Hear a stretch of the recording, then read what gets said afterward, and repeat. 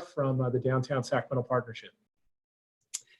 Thank you, Darren. My name is Dwyer, and I'm Public Space Services Director for the Downtown Sacramento Partnership. And what we wanted to do today was just have a very quick and frank conversation around storefront safety.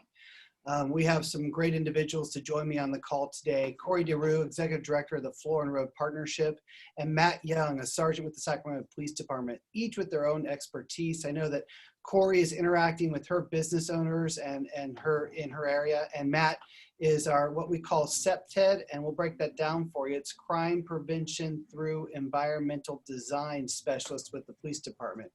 And what we've realized is that as we have our stay-at-home order from our county and our state, and we're trying to do more with less, how do you protect your businesses? What do you do? And what are some easy steps that we can take to help share with you to make sure that things are safe when you're not around? And so today, as I mentioned, will be a fairly quick kind of overview. We are asking that you type in your questions in the chat bar. We're going to kind of go over some best practices that we know around the next 5 to 10, 12 minutes. And then we're going to open it up for some Q&A. So make sure that we're answering your questions of what you're seeing out there. Sacramento is a very diverse city and it's very large. So I know what I'm seeing downtown and what Corey's seeing in Florin Road or what Matt's seeing from the police department eyes may not be what you're seeing. And so we want to make sure to try to address as many common situations as possible to try to provide some sort of support through this time. So with that, I want to go ahead and kind of open it up and allow Corey and Matt. I gave you kind of a brief introduction of what you guys do, but if you can each kind of tell us through the eyes of what you're seeing here in each of your areas. I'll kick it to you first, Corey. Hey, good afternoon, everybody. We're definitely seeing an increase in activity, camps kind of building up, the usual type of behavior when someone has left their business vacant for a period of time. So we've got some great tips and tricks for you that I think will help a great deal. Great. Matt, how about the police department? What are you guys seeing? Thanks, Dion. Sergeant Matt Young, Sacramento Police Department. Obviously new and different times for us as well. Unfortunately, we did see a uptick in commercial burglaries shortly after the restrictions went into place. Thankfully, we've seen those numbers come down. The police department has tried to address the issue by kind of changing up some of our shifts and actually dedicating some officers just to patrol some of the commercial corridors. We've also changed our response priorities in terms of how we would normally respond to a commercial burglary alarm. Normally, we'd want to have the owner on site or a security guard. In light of how things are happening now, we are being dispatched to those immediately. So we have changed how we're doing business, and thankfully we have seen those numbers come down a bit, and we'll continue to change and modify and adapt as we need to. Right. And I think what Sergeant is alluding to really is we saw, I think, business burglaries really peak higher than normal. They were in the mid-30s. They're now back down into the teens. And so it's more normal of what a city our size would be seen on a normal basis. But knowing that you're not at your business and knowing that you're concerned in trying to take care of your family and your business, Corey, what are some tips that you're offering some of your businesses of what they should be doing if they're not present in their business during operational hours? Some great tips and tricks. I know up on the screen you have your emergency reporting. We definitely recommend for urgent cases you call 911. You can also text to 911. There's a non-emergency police department number. You also have your resources for 311 and 211. 211, I'd like to point out, is a really great resource if you're out in the community and you want to help some of the homeless in the area. And then there's also, of course, your online police report. As far as your number one thing, I would definitely recommend calling your alarm company, getting your contact information updated. I know when I had a business, it wasn't always high on the priority list when you're trying to just keep your business running, but keeping that alarm update information is really going to help when the police department come in, if they need to come in after hours. That's a great tip. Matt, anything to add to that? Yeah, just to follow up, yeah, you can actually register your commercial business online with us. just to make sure everything is up to date. And also, we encourage people to reach out to their neighbors and be at their property as much as they possibly can. I realize it's difficult, and obviously most businesses are closed, but just having people there on a regular basis sends the message that, hey, there's people here, there's eyes on the street, and this area is being looked at. Right. I want to add to that, and Matt brings it up, and Corey talked about it too. It's really about community, getting to know your neighbors, whether in your neighborhood or in your business community, and really communicating with your neighbors of what you're doing. So you're not all doing it at the same time. We recommend to our business owners, if you're going to come in on Monday, have someone else come in on Tuesday or someone else come in on Thursday. We do recommend that if your business is closed, you're also checking your business at least twice a week to go in to make sure that everything is as you left it. But the frequency of people coming and going at different times also may cause someone to not do something negative towards your business or your storefront. So those are a few recommendations that we're also offering. Something that Matt brought up around alarms, and something that Corey mentioned with also with registering the alarm, is making sure your contacts are up to date. But if you register your alarm with the city, then when the officers respond, I think you have contact information. Is that correct, Matt, that you could reach out to if it's registered with the city itself? Yeah, that's correct. And it's very frustrating for us, and it's problematic when we do get burglary alarms and we are on scene and that information isn't available to us, because then we don't have the ability to get an owner or a representative on site to access the property. So it's imperative that people do have that updated. Right. And I think that something else that the police department just rolled out, and maybe we've heard about it on the news, and I know that the city staff was working to get the link out, so they'll send it out to you today after the call. But the city, if you don't have an alarm, we realize a lot of our business owners just don't have that kind of technology in their place. So there is a link where the city police department is asking you to register your business along with your emergency contact information. So much as Corey mentioned, for the alarm piece, make sure that we know who to talk to. If police show up and there has been a breach or an act of vandalism, they know who to reach out to and who to contact at that moment, so we can take care of it, reduce the cost to the business owner, but also secure the scene quickly.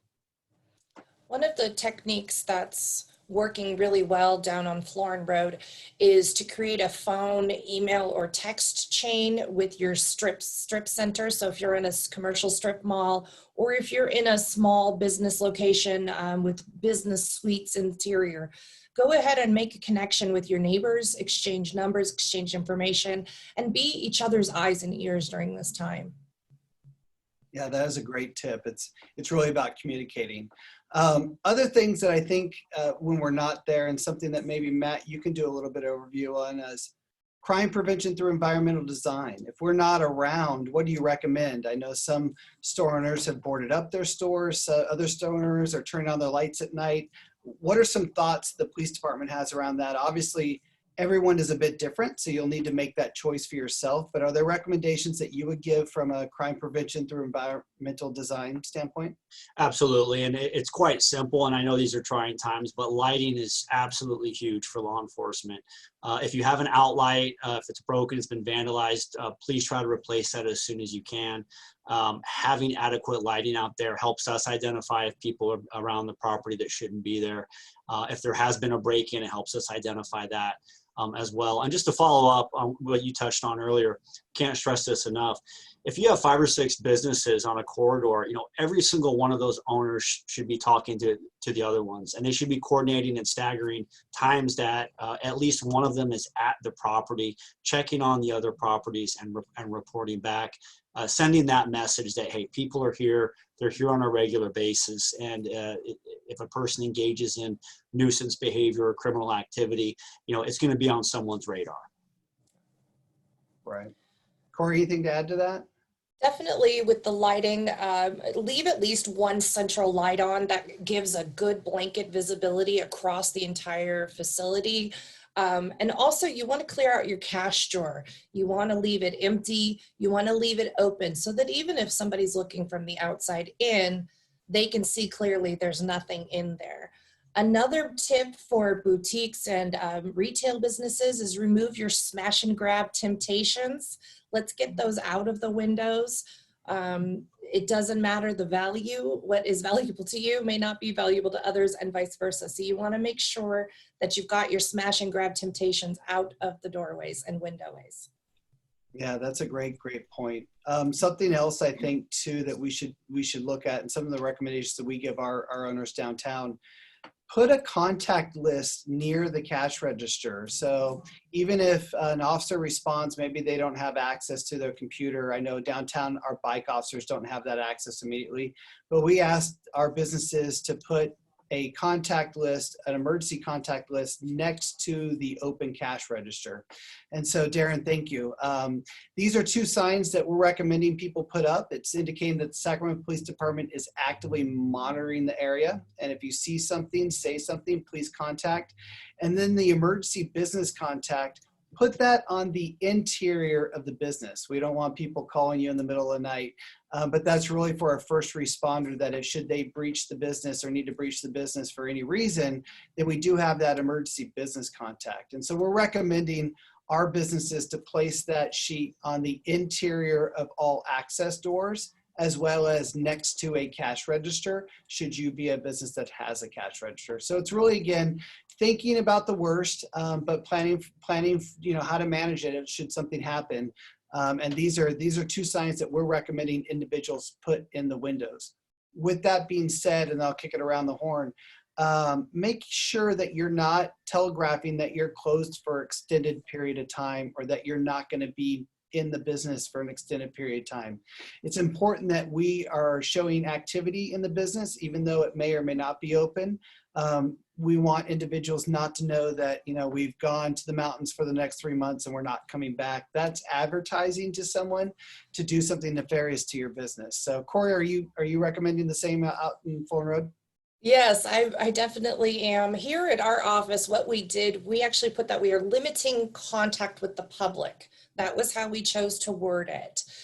So you definitely want to either link to your website, link to your location, your Facebook, social media, whatever it is that you're using for your business outreach, and go ahead and link to that, and then let everybody know what's going on. But you don't want to post that you're closed, you're empty, nobody's here, anything that's going to detract from that, for sure. Right. Matt, anything to add? No, spot on. Just obviously landscaping. Some businesses have landscaping out front. If you do, please make sure that's maintained. If it's not, then obviously it's an invitation to someone to come onto your property and engage in criminal conduct. Looks like we're getting a few questions coming in. One question is really focused around employee safety. So from an owner, if you're going to come check your property, then you're taking your own risk. But can you give some guidelines around an employee safety if employees are having to either come to work or leave work at late night hours or early morning hours, and they're running across things? What would your recommendation? Maybe we start with Matt and work our way up to Corey. Matt, any recommendations for employees from an employer standpoint, recommendations we can be giving our employees? Yeah, absolutely. If you have a larger business like in the industrial area and you're sending your employees and you are shut down, you should be sending at least 2 employees at one time, especially if it's a very large parcel. If your employees are there and they are working in some limited capacity and it's nighttime, they should be leaving in 2s. Having an employee walk another employee to their car. If you can't get around it and you're a smaller business and you have an employee going there, make sure you have scheduled times to check in. With the owner. Hey, once you get there, give me a call within 15 minutes. Make sure everything's okay. Just simple common sense things. All right. Corey, are you seeing that in Fulton Road? Definitely. As a business owner, I always provided my staff with any safety or personal equipment that they might need. So I would definitely recommend getting hand sanitizer or providing those things if you can get your hands on them. That would be a good thing. I heard HD Supply on Watt Avenue has a good supply of personal protection equipment. So we'll shout out there. And I would add too, with the county order, it's definitely something that there is requirement should you be open or you require your employees to come into work. There's 2 requirements. The first is that every employee receives what is Appendix A on the county order. So I encourage you to take a look at that. And I know that Darren and Valerie can probably send that out to the group. But there's also posting that needs to be on your entrance of your job site or on the entrance of your warehouse or employment area, indicating that people that are ill with a fever or cough are not allowed in. and just setting some basic ground rules. So make sure that you're following those ground rules for the safety of your employees, but also for the safety of your customers should they be coming and going. So, Matt, we did get some questions in regards to, is the police department going to stop my employees when they come to work? Do we have to have certain papers? There's a lot of fear in the community about interaction with law enforcement citywide. Can you talk at all? It's a little bit outside crime prevention through environmental design, but I'll put you on the spot a bit. Can you talk to us all about that? Sure. Across the board, the answer is no. That is not our job. We are in a capacity right now that we are just trying to educate the public. If we did see a very rare occurrence where we saw a huge, large number of people that were congregating together, it's something that we would probably stop and simply educate the individuals involved. But people do not need to be worried about law enforcement in this area stopping people, checking on what they're doing. The assumption is that what they are doing is essential or necessary, either in a personal capacity or one of the essential businesses. Right. Corey, anything to add to that before I move on? No, just that, definitely keep in touch with your city council district for any other kind of support that you need. If you find that you're having issues with the stay-at-home order, definitely keep in touch with them. They've got a lot of resources to support you. Okay. I'm looking at a question right now. It's talking about, we're hearing that there's a lot of jail releases, and so the population, whether it's transient, or people are being released from our main jails, what does that look like? And I think the concern is, should I still call the police and file a police report if I know that people are being released from jails? I don't want to cause, an issue. I know that the partnership has a take on that, but maybe I'll start with Matt and then go to Corey. Can you give a recommendation on when, are we still okay to call the police, even though it seems like we're doing a lot of jail releases, to make sure that we have the appropriate distancing in place?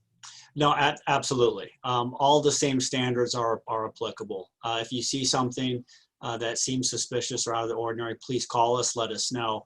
If you need to report something, just like you would in the past, you can go online and make a report. Or if it's a type of call where we'd come out and take a report, we will still do that. The releasing of some inmates as they await trial or post-sentencing is on a jurisdiction by jurisdiction basis. So that doesn't really impact us in terms of how we're enforcing the law across the board.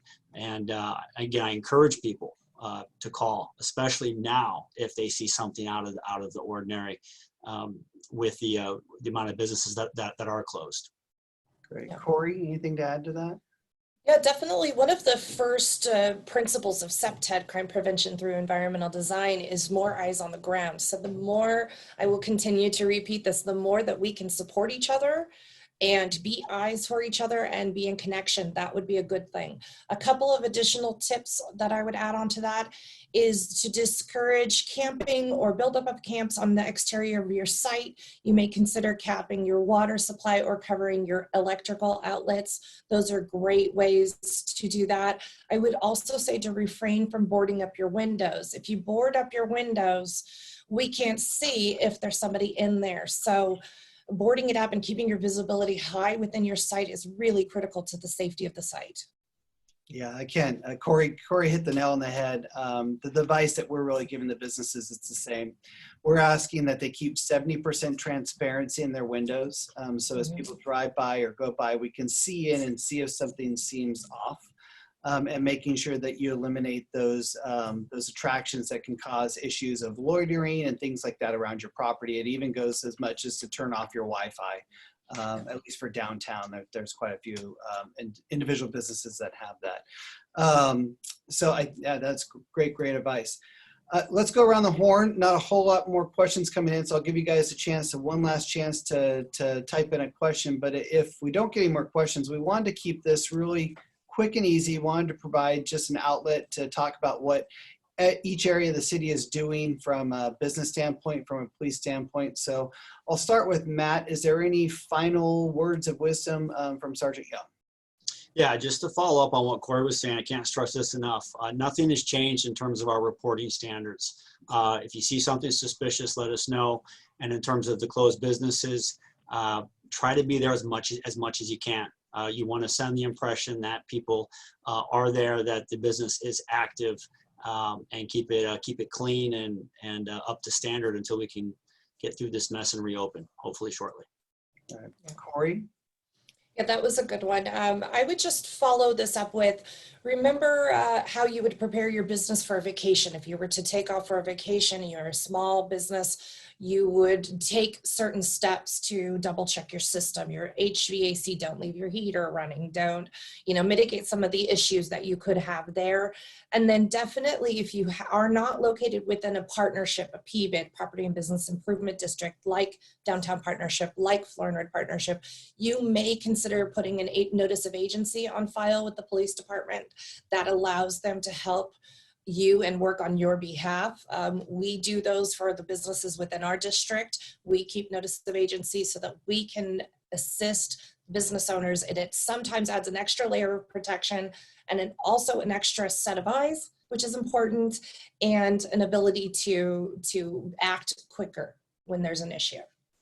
Right, and I think that's important when we look at a notice of trespass, making sure that individuals are still calling in. I know Matt mentioned that we have more officers out and about. We have a lot of officers out trying to give high visibility and drive past those businesses that may or may not be closed. So make sure you're issuing a notice of trespass should there be an issue, and make sure you're calling those in.